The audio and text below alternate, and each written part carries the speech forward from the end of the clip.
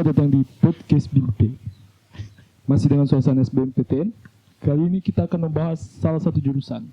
Kita akan bahas jurusan kuliah yang tidak narasumbernya tidak jauh-jauh dari personil kita sendiri. Ya. Yaitu Ari, dia kuliah di jurusan hukum. Alumni. Alumni alumni. Alumni semua itu. Dulunya kuliah di jurusan Hukum. Bisa kau ceritakan, Ri? Apa yang membuatmu ingin masuk hukum atau sudah masuk hukum? Hukum di mana? Hukum, ayo. Hukum alam. Yo. Hukum di Makassar. Makassar. Salah satu universitas swasta di Makassar. Terbaik di Indonesia Timur. Aja. Slogannya begitu. Aja. Universitas swasta terbaik Di Indonesia. luar Pulau Jawa. Gitu. Asik. Slogannya begitu Pak, sumpah. Nanti saya kasih masuk ya. Nanti saya kasih. Kayaknya hampir semua slogan universitas kampus terbaik, kampusku juga world class university. Tapi masalahnya tuh ada embel-embel di luar Pulau Jawa gitu. Itu di luar Pulau Jawa. Kalau saya lagi terbaik di Indonesia Timur. Gitu. Kenapa kau ambil jurusan hukum? Kenapa enggak yang lain? Saya- Kenapa swasta? Kenapa enggak swasto? Nah gitu. Nah, ini kan Nah, ceritakan dulu. ini kan suasana SBMPTN tuh. Yo. Nah, saya adalah alumni gagal SBMPTN.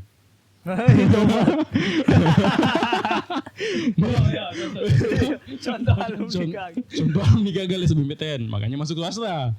Sebenarnya saya salah satu penerima SNMPTN, jalur undangan. Cuman di universitas yang saya bukan tidak mau, cuman kayaknya saya harus merantau. Di mana kok kemarin? Di Palu. Palu ya. Oh iya. Tuh, saya di Palu. Cuma saya pikir, aduh, kalau di Palu teman-temanku itu saja. Karena saya pribadi kuliah di situ kayak orang toli-toli itu kayak cuma dikasih pindah ke situ ya. Jalan ke sini. Itu jalan ke sini. Ketemunya itu lagi. Terus enak. enggak sih. Tunggu. Maaf, sorry potong. Kenapa SNMPTN kau pilih Palu? Kenapa kau enggak coba saja SNMPTN-mu kau lempar keluar saja? Nah, SNPTN itu kan pilih 3. Dan 1 wajib di daerahnya kita, provinsinya kita. Iya, bukan provinsi. Enggak, SN itu wajib satu provinsi, pilihan ketiga. Nah, lolosnya itu di situ. Tapi kok tes kemarin di Palu? Yang SN tidak tes. Oh, SN yang upload nilai rapor saya dong. Nah, 2 itu salahku. Saya cuma pilih 2 universitas. Pilihan pertama, pilihan kedua itu 1 universitas. Apa kau pilih waktu itu? Kampusnya ini. Kampusnya ini. Pilihan pertama, pilihan kedua. Salahnya itu harusnya 1 pilih di Jawa, 1 ini. Nah, 1 wajib yang di Palu. Harusnya. Cuman saya kayak enggak dapat restu. Jadi pilihnya semua kampusnya ini. Susah memang. Lolos SN cuman ya itu agak kurang minat begitu ya. Karena lingkungannya yang saya pikir toh. Bukan kampusnya, lingkungannya. Berarti Makanya saya enggak ambil tuh SN ku. Berarti pas SB sudah enggak di situ lagi. SB enggak di situ lagi. SB itu saya pilih kampusmu. Gagal. Apa kau pilih jurusan Sama. SNMPTN? Saya pilihnya yang pilihan pertama itu hukum. Pilihan kedua itu teknik informatika. Jadi saya itu kemarin tesnya itu campuran SB. Kamu pulang jam 12, saya pulang jam 3. Itu sama tanya. Kau kan IPA toh? Iya, IPA. Kenapa mau menyeberang? Gitu. Kenapa mau menyeberang? Yang pertama ini karena lingkungan keluarga. Bisa dibilang lahir, tumbuh dan berkembang itu di lingkungan hukum lah. Hukum. Penjara kau di penjara. Tidak dong. Hukum itu enggak selalu di penjara. Hidup di penjara. Hidup di Polres. Tapi bukan di Polres, di kejaksaan. Lagi di lapas. Udah dong. Di kejaksaan gitu. Begitu. Jadi kayak ada minat di situ. Terus pas SMA kan saya ambil ekskulnya tentang hukum. Ekskul 4 pilar. Sambil ada lah. Ekskul 4 pilar. Ini contoh-contoh siswa yang tidak tahu menahu tentang sekolahnya. Pokoknya itulah SMA itu saya ambil ekskulnya 4 pilar. 4 pilar itu Baru tahu itu tentang hukum. Bukan, itu tentang pilar bernegara. Di dalamnya itu ada undang-undang dasar. kan hafal pasal. Semua undang-undang dasar itu semuanya itu dari pasal 1 sampai pasal tambahan aturan peralihan itu semua harus dihafal. Saya ikut di situ tuh, makanya sudah ada bibit-bibit sedikit. Anjir 6 tahun saya lulus baru tahu dosa ini ada ekskul begitu di sekolah. Ada ya. Itu sambil Itu kenapa kau beralih dari enggak beralih, sambil semua. Kan saya Nah, tapi kan kau tahu risikonya tuh kalau mau tes SB. Yo, saya tahu resikonya. Ayo. Baru tololnya, saya kan ikut bimbel. Bimbelku itu cuma bimbel saintek, bukan bimbel campuran. Nah, Jadi saya Bagus. pas saya tes, ya saya cuma belajar seadanya untuk yang soshum. Yang sainteknya yang saya belajar betul-betul. Tapi kan memang sambilnya hukum sama teknik informatika. Kayak gitu. tapi serius ini Iya. saya nggak tahu. Tapi saya jujur nggak pernah saya dapat orang yang ambil IPC itu lulus SB. Saya nggak tahu kalau pernah ada. Saya enggak tahu sih juga. Tapi Iya. saya tanya tuh. Nggak ada. Tolong teman-teman yang lain Nah, yang ambil IPC itu yang campuran campuran lulus SB. lulus SB tuh Enggak ada. kayak nggak pernah saya dapat. Pasti ada, mungkin pasti ada. Oh mungkin ada, cuman Pasti ada. sedikit. Sedikit. Iya, saya enggak tahu karena saya tidak lulus. Makanya itu saya kan enggak lulus di kampusmu. Makanya saya tes lagi di kampus swasta. Saya tidak tahu menahu tentang kampus swasta karena selama ini saya sekolah semuanya negeri dari TK sampai SMA. Negeri. Nah, itu saya tidak tahu menahu. Nah, itu saya tes campuran juga. Baik. Saya ambilnya itu, nah ini saya balik. Kalau yang di negeri itu pertama hukum, kedua yang teknik informatika. Terus Nah, ketiga, kalau SBMPTN cuma ambil 2. iya cuma 3 deng. Satu itu ilmu hukum administrasi kalau nggak salah. Terus Saya lupa sih, yang pas saya ingat cuma itu. swasta? Nah pas swasta itu cuma 2. Cuma 2 pilihan. Yang kayaknya cuma 2 yang dia. Sambil pilihan pertama itu farmasi. Pilihan enggak sumpah farmasi, sambil farmasi. Jauh dong. Sambil farmasi. Iya. Enggak, karena di kampusku itu yang swasta itu tidak ada teknik informatika. Ada. Tidak ada. Adanya itu ilmu komputer. Iya fakultas ilmu komputer. Nggak ada teknik informatika. Teknik informatika. Tidak ada. Ya, Nggak ada ilmu komputer. Serius. Cuman satu. Anda deh. Ada lah. Tapi nggak ada teknik informatika. enggak tahu ya, nanti kau cek lagi. Nggak ada. Nah, Habis sudah itu lulus sambil farmasi sama hukum. Nah, Cuma lulusnya 2 itu saja. ya, lulusnya hukum. Ternyata. Nggak tahu kenapa. Maksudku ini kan sudah saya prioritaskan yang saintek. Tapi ternyata memang rezekinya di hukum. Tapi kau mau tidak farmasi? Mau. Oh, saya kira Mau. dia taruh farmasi sembarang. Enggak. Mau dia taruh di atas. Enggak. Aduh sudah Mau. saya enggak. Tapi ternyata rezekinya di hukum. Jadi oh ya sudah, berarti memang rezekinya memang hukum. nah itu sumpah. Sumpah. Nah, kalau ambil Sumpah IPC loh. begitu susah sekali. Iyo, Banyak sekali yang kau banyak sekali tesnya. Kan itu pertama tes wawasan umum.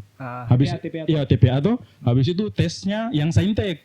Yang fisika, kimia, terus BBO. biologi. Iya. Iya. Habis itu tesnya lagi soshum. Yang ekonomi, sejarah, geografi. Oh. Jadi orang-orang itu pulang jam 12 tuh, saya jam 3. Wah. Udah lama tuh. Gila. Gila bos. Itu. Nah, apa lagi? Terus lulus ini. Karena lulus di hukum itu. Fakultas hukum, jurusan ilmu hukum. Nah, di hukum itu mata kuliah apa saja, pelajaran apa sih yang kau pelajari di hukum? Selain hafal undang-undang. Wajib aja itu. Jadi ternyata toh kan saya juga begitu pemikiranku awalnya. Banyak menghafal ini kalau di hukum tuh secara harus di luar kepala ini pasal-pasal. Ternyata tidak semua undang-undang itu, semua pasal itu kita harus hafal. Tidak semua. Hanya beberapa saja yang Inti. bukan yang relevan dengan pekerjaannya kita atau yang sering terjadi yang berkaitan dengan kita. Kayak begini, hukum pidana, toh? Hukum pidana yang sering terjadi itu apa? Perampokan, pencurian, pembunuhan, pencemaran nama baik, kealpaan itu pasal-pasal yang wajib dihafal. Judi itu pasal yang kayak harus sudah di luar kepala. Ciri-cirinya, delik-deliknya itu sudah harus di luar kepala. Seperti itu. Siapa sekarang? Beberapa masih. Kalau misalnya apa? Mata kuliahnya apa saja di itu? Di hukum. Kalau mata kuliah dasar itu ada pengantar ilmu hukum, baru pengantar hukum Indonesia, baru habis itu ilmu negara. Kebetulan saya kan swasta, itu swasta agama yang agamanya cukup kuat, bukan cukup kuat. Jadi hafal 30 juz ini. Tidak, hafal juz 30 Oh. dulu karena terkikis. Itu terus belajar ya tiap semester itu adalah mata kuliah agama wajib gitu. Berarti gitu. pure hukum. Pure- Ada yang lain apakah pure- misalnya pemerintahan apa Administrasi. Iya, Belajar begitu. administrasi belajar, tapi administrasi negara kan ada hukum administrasi negara sama hukum tata negara itu dipelajari semua. Tapi administrasinya bukan pemerintahannya. Oh. Seperti itu. Jadi kalau misalnya ada polisi tiba-tiba bilang kau tahu apa pasalnya? Tidak lah. Atau kalau kau misalnya tiba-tiba langsung kayak mau ditahan begitu pasti Ya tahu kalau menghadapi petugas itu seperti apa. Nggak boleh. Nggak boleh terdistract, nggak boleh terdistract, tahu langkah apa yang harus diambil. Tapi yang lebih penting itu tahu langkah preventifnya, pencegahannya itu seperti apa. nah kayak gitu nanti tiba-tiba Kalau kayak naik motor, nggak pakai helm, jangan lewat depan pos polisi lah, jadi jalan tikus. Nah, ini juga orang salah. Kalau sudah naik motor pakai helm Nah, lah. pakai helm. Kau tahu mau dekat jauh aspal tetap keras. Wajib pakai helm guys, bukan karena takut ditilang. Kalau jatuh itu kepala nggak ada dijual. Betul. Seperti Kalau itu. so bocor mending bocor helm. Kalau bocor Bocor kepala. mana? ada di kepala. Beda. Lanjut. Selama kau kuliah itu toh, pelajaran apa yang masih kau ingat sampai sekarang?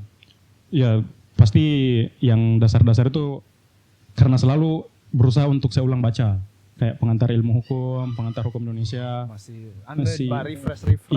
Paling tidak dalam 1 bulan itu adalah mungkin 2 kali ya saya baca ulang. Murojaah. Enggak serius. Di tasku itu cuma sekarang lagi saya enggak bawa karena lagi berat. Selalu ada buku pengantar ilmu hukum atau pengantar hukum Indonesia saya bawa. Untuk Kalau kayak kosong, senggang, sudah capek scroll IG, Twitter, TikTok, isinya tentang apa itu buku? pengantar hukum Indonesia dengan pengantar ilmu hukum, Ya memang apa? dasar-dasar hukum, pengertian hukum, Kenapa hukum? sumber hukum, Berarti tujuan itu hukum. filosofi. Bukan beda filosofi hukum. Ada juga, cuman bukan filosofi hukum, filsafat hukum itu kalau untuk di kampusku itu dia dipelajari di S2. Betul tingkat Iya. filsafat. Filsafat hukum kayak gitu. Yang Ya, apa tuh apa isinya itu buku apa yang kau baca selalu? itu pengertian hukum, dasar-dasar hukum, sumber-sumber hukum, kenapa hukum itu terjadi, terus habis itu apa lagi sumber-sumber hukum. Iya cuma itu karena dasar-dasar tentang hukum. Kalau skripsi kemarin Kenapa? Apa kau bikin? apa? Skripsi dibikin. Maksudnya. Masih. Yang Judulnya apa? Judulnya itu tinjauan yuridis tentang belum. Lanjut. Saya kan cuma wish. Tinjauan yuridis tentang pelanggaran kode etik profesi dokter dalam mengeluarkan surat keterangan medis. Yang sering pak izin ke sekolah, kasih surat dokter palsu, Anda kena pidana. Iya, itu dokter. Mana gila anak dokter. minta Surat sakit padahal tidak sakit yang main PS. Itu yuridis itu apa? Saya nggak tahu. yuridis itu hukum.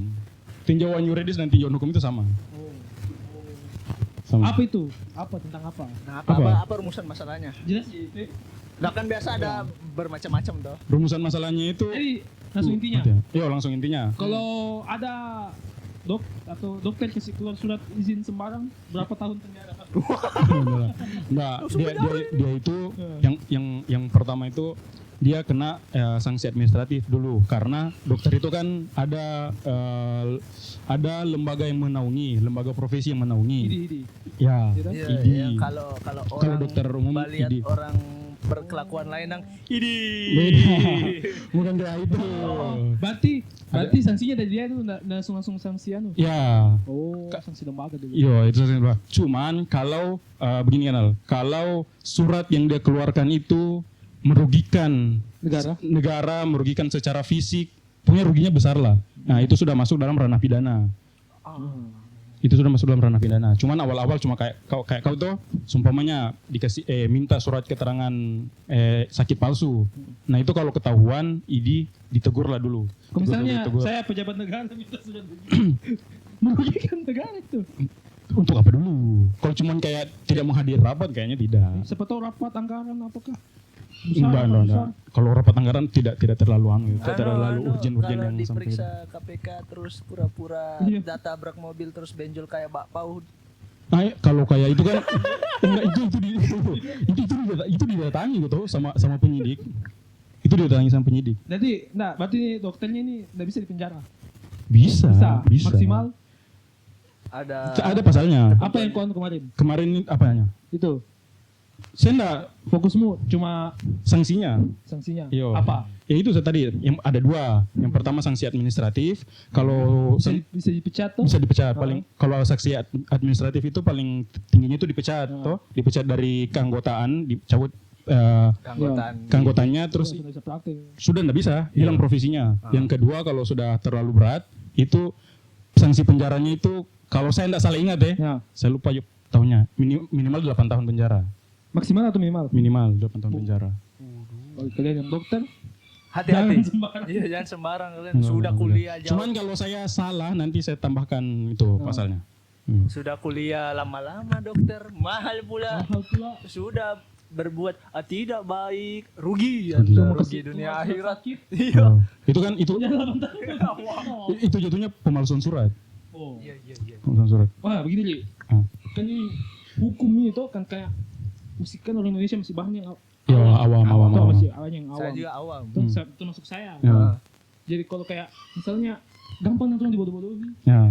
Bagaimana itu? Li? Nah, itu salah satu alasan kenapa saya ambil hukum. Supaya bisa bodoh-bodoh kita orang. Bukan.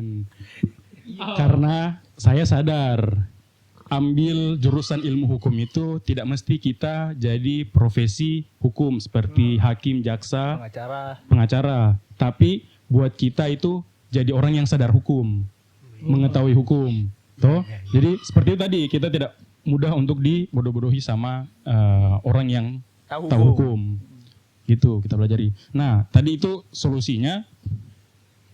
Ini saya minta maaf. Bukan mau menyombongkan diri. Punten.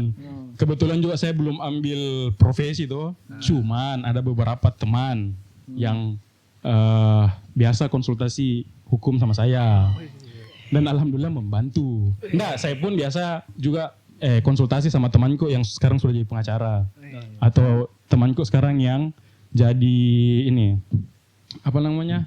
Yang kerja di pengadilan. Itu saya biasa juga konsultasi sama mereka kalau ada kasus seperti ini begini-begini, langkahnya yang diambil seperti apa.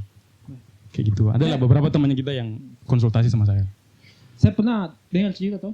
Ya. Jadi ada anak. Apa itu? Dia itu rumah itu digusur. Ya. Dia digusur. Terus? Dia enggak tuh kayak marah lah. Ya. Marah. Jadi dia kuliah di hukum. Ya. Tuh. Dia kuliah di hukum supaya bisa tuntut itu perusahaan. Ya. Terus? Tapi ya namanya perusahaan tuh. Ya. Bisa dilawan. Kau lawan Ya. bos terakhir lah itu namanya. Terus. Enggak, karena kalau misalnya kayak kalau orang sudah tahu hukum tuh pasti bagaimana kayak ini di dunia hukum. Banyak celahnya kah, banyak apanya kah. Iya. Karena kayak ini salah di mata aku tapi belum tentu salah di matanya orang lain. Iya memang. Toh? Betul. Hukum itu memang begitu. Ada dosenku yang pernah bilang begini. Keadilan tertinggi adalah ketidakadilan yang tertinggi. Kenapa itu? Kayak begitu karena menurut saya adil, Tapi menurut belum orang lain belum tentu adil. Oh. Jadi kalau kayak tadi kan, ya lawannya perusahaan. Perusahaan itu paling susah itu, sumpah. Lawannya perusahaan. Tinggi backingannya di atas. parah. Itu sebenarnya kalau seperti itu kan dia mainnya itu sudah ke ranah pengadilan. Nah, Itu kan kalau masalah gusur menggusur itu kan ada surat yang dikeluarkan. Ada. Nah, yang digugat itu sebenarnya suratnya. Terus cara menggugatnya itu selalu ke PT-UN, Pengadilan Tata Usaha Negara. Yang digugat itu adalah keputusannya. Kenapa dia bisa menang? Ya, mungkin barangkali perusahaan ini bukti-buktinya Lebih kuat. lebih kuat. dibandingkan itu apa namanya itu orang tadi itu yang mempertahankan rumahnya seperti itu. Cuman kalau sependek pengetahuan saya kalau berkaitan dengan penggusuran rumah itu biasanya ada dikasih waktu, tenggang waktu, sudah dikasih tahu dong bahwasanya ini bersengketa, yang punya itu ini. Anda dikasih waktu, tenggang waktu sepersekian bulan untuk berkemas dari sini. Itu yang paling bermasalah kan sekarang. Kalau mau dihubungkan kayak sekarang begitu itu tuh kayak tanah bersengketa. sekarang itu kan memang Pak Presiden, Jaksa Agung sama Kementerian Pertanahan ATR BPN itu semua kan memang lagi gencar-gencarnya untuk membasmi mafia tanah. Sampai ada hot apa namanya? Hotline. Ya, hotline. Bukan hotman. Saya mau bilang tadi hot plate. Ada lagi. Itu gencar-gencar. Memang tanah itu bahaya sih. Kasihan orang-orang yang tidak tahu apa-apa tuh. Yang kebunnya mungkin apa. Tiba-tiba ih. kenapa hilang? Ya. Nah, ini juga pembelajaran bagi kita semua toh. Kalau seumpamanya kita mau beli tanah itu harus jelas. Kalau cuma ada SKPT jangan mau dibeli. Tapi minta sertifikat tanah. Pun ada sertifikat tanahnya, jangan langsung serta-merta langsung diterima. Pergi cek dulu ke BPN. Karena sekarang itu saya enggak tahu, ini bukan ranah saya. Cuman sudah beberapa kali saya dapat sertifikat janda. Logikanya kan harusnya kan tidak ada. Tuh. Tapi ya mau bagaimana lagi, kita tetap harus ke BPN, ke pertanahan sebagai lembaga kantor yang berkepentingan kan. Itu harus cek situ. Oke, karena kita bahas tentang kuliah toh. Tentang kuliah toh. Jadi bagaimana kalau orang masuk di kuliah hukum? Kalau orang saya mau kuliah hukum, apa saranmu untuk orang yang masuk kuliah hukum? Saran gue untuk masuk kuliah hukum, pikir-pikir. Yang pertama, ini yang pertama dan paling utama, job field-nya itu, lapangan pekerjaannya. Itu banyak sekali tapi susah. Sampai ada jokes kalau lulusan hukum SH itu apa? Susah hidup. Susah hidup. Itu yang pertama, pikir-pikir. Kenapa seorang sarjana hukum itu akan agak susah dia cari kerja kalau dia tidak lanjut profesi. Dia sama seperti farmasi. Sama kayak dokter begitu ya? Sama dokter juga, dia profesi. akan agak susah kalau kau tidak profesi. BTW profesinya apa? PKPA, pendidikan profesi advokat. Nah, apa? Advokat. Kan biasa kalau dokter kan ada DR depannya apotek. Ini tidak ada. Nggak ada saja. Ada. Hanya SH profesi. Atau ini kita lanjut notaris. Ambil MKN. Profesi juga itu. Berarti banyak profesi apa semua itu? Ada. Semua? Secara umum profesinya itu ada banyak. Yang pertama itu bisa jadi hakim.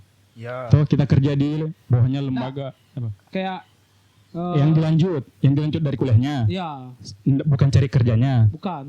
Itu notaris bisa. Itu belajar dulu toh. Bisa belajar. Terus pengacara, advokat. Nah, itu dua. Terus apa lagi? Nggak ada. Itu saja yang kalau kita lanjut lanjut profesi itu saja. Sama dosen. Dosen itu enggak, beda. Itu MH. Itu ya MH atau profesor atau doktor. Tapi banyak juga saya lihat orang ambil SH, enggak ambil profesi langsung MH bisa. Bisa. Itu kan lanjut S2 ya. Itu kan lanjut S2. Nah itu pikir baik-baik kalau mau ambil hukum. Terus ini budaya literasi itu harus tinggi. Harus banyak-banyak membaca. Banyak-banyak membaca.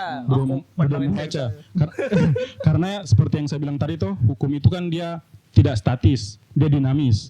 Dia berubah terus. Bisa jadi undang-undang yang sudah disahkan tahun ini tidak berlaku lagi tahun depan. Yang kedua, kalau mau masuk di fakultas hukum, persiapkan memang plan untuk magang. Kenapa itu? Magang itu perlu sekali untuk enhance kita punya skill, enhance kita punya ilmu pengetahuan, kita punya pengalaman. Ini magang di mana maksudnya ini? Iya, kalau hukum biasanya magangnya di mana? Magangnya di kantor advokat boleh, kantor notaris boleh. Menurutku itu yang penting ya. Dua itu yang penting. Yang paling yang harus diutamakan. Iya, yang harus diutamakan. Berarti menangani kasus langsung. Bukan menangani kasus langsung, cuma belajar. Ikut belajar menangani kasus. Kayak kemarin kan saya sempat magang di Polrestabes Makassar kan. Kemarin itu waktu saya KKPH kan, namanya kan KKPH, kuliah kerja profesi hukum. Saya enggak KKN, saya KKPH. Ya hitungannya magang. Kalau KKN nanti penari. Ya. Itu saya Tipis-tipis saja. saya di situ selama 1 bulan. Kebetulan pas saya 1 bulan di situ, di tempatku magang itu kan saya di sub bagian hukum. Nah di situ mereka lagi tangani kasus pra peradilan, ada kasus penipuan lah, kasus pra peradilan. Prestasi bodong. Nah jadi saya ikut kasusnya di situ.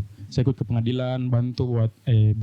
Kok bantu tersangkanya di? Tidak lah, saya di polisinya. Oh iya. Jadi aku bantu tersangkanya di. Saya di polisinya. Makanya dia magang jadi tahanan. Saya bantu. Ya sudah ada pengalaman sedikit lah di situ tentang pengadilan. Cuman alangkah lebih bagusnya magangnya itu ya itu di kantor notaris, advokat atau di pengadilan. Tapi sebenarnya semuanya bagus sih. Terus apalagi saranmu untuk orang yang mau kuliah hukum? Kuliah hukum itu tidak boleh introvert. Karena Mati orang kayak saya. karena orang hukum itu senjatanya itu ada di mulut. Kan ada istilah begini, ada istilah diam itu adalah emas. Nah, untuk orang yang kuliah di Fakultas Hukum dan berprofesi di bidang hukum itu tidak berlaku. Nanti ditanya, kau terima itu? Itu tidak berlaku karena kita dapat uang itu ya dari mulut. Bagaimana kita bisa berretorika, berbicara, public speakingnya bagus, toh? Jadi itu. Jadi tidak boleh introvert, perbanyak jaringan, perbanyak Asal jangan jaringan narkoba. ya jangan perbanyak ini teman, Ya, perbanyak teman Ini, untuk cari relasi. Tidak, saya terakhir ini pertanyaan. Ya, Kan itu biasa ada. apa tuh? Kalau pengacara itu pasti masuk neraka. Ya. Pernah dengar? Iya. Bagaimana itu? Saya juga tuh waktu Ya jadi mindset umum dan saya juga waktu sebelum masuk Fakultas Hukum begitu. Pemikiran itu begitu. Ini pengacara ini sudah tahu salah orang, kenapa dibela? Ya, itu tuh. Kenapa dibela? Sebenarnya tidak begitu. Dalam hukum itu ada asas equality before the law. Semua orang memiliki kedudukan yang sama di mata hukum. Sekalipun kau salah, kau punya hak hukum Ya. yang harus dilindungi. Nah, itu tugasnya advokat untuk melindungi hak hukummu. Oh. Jadi kau didampingi sama advokat biar bukan untuk kau dimenangkan. Kalaupun kau salah ya, kalau kau salah, bukan untuk dimenangkan, tapi kau ada hak-hak hukum yang harus dilindungi biar tidak Semena-mena begitu. Ya, Kita tidak lakukan semena-mena. semena-mena. Kau salah, kau mati. Iya. Seperti ya, seperti itu. Gitu. Sebenarnya gitu guys. Oh ini juga saran untuk teman-teman yang Yang mau kuliah itu. mau kuliah di jurusan hukum itu, ya yang pertama tadi ini menurut saya yang paling penting kan kita kuliah mau cari kerja. Salah satunya kita mencari kerja. Ya. Tuh. Kalau memang mau di bidang hukum lanjut PKPA, lanjut profesi. Tuh karena kenapa? Kalaupun kita tidak mau jadi PNS, kita mau jadi legal corporate, kan staff legal corporate officer. Iya. Beberapa perusahaan itu, kayak saya kemarin kan beberapa kali apply kan, walaupun belum diterima. Cuman saya bagi pengalaman. Beberapa itu mereka minta sertifikat PKPA, sertifikat profesi. Itu lebih diutamakan. Nah, kalau tidak mau jadi PNS, maunya kerja di corporate, ya tetap harus ambil PKPA biar lebih mudah gitu. Seperti itu. Itu sih saja saran. Kalau mau jadi PNS, ya Ikut siap-siap. CPNS. Ikut CPNS dan bersaingnya itu ya harus pintar-pintar, banyak. Harus Terus pintar. seleksinya itu enggak kayak corporate yang bisa tiap 6 bulan ada. Kalau mau jadi PNS itu seleksinya bisa 1 tahun sekali atau 2 tahun sekali baru ada. Seperti itu. Itu saja. Jadi itulah sedikit insight dari alumni kuliah jurusan hukum. Yang mungkin beserta pandangannya, pengalamannya bagaimana kuliah di jurusan hukum, mungkin bisa memberikan insight bagi teman-teman yang ingin kuliah jurusan hukum, bisa terbuka lagi, bisa tercerahkan lah. Ya. Kalau mau manis-manisnya jangan di podcast ini, guys. Iya. Podcast ini gitulah. Oke, sampai jumpa. Terima kasih telah menyaksikan podcast kali ini. Sampai jumpa di podcast selanjutnya. Bye-bye. Bye-bye.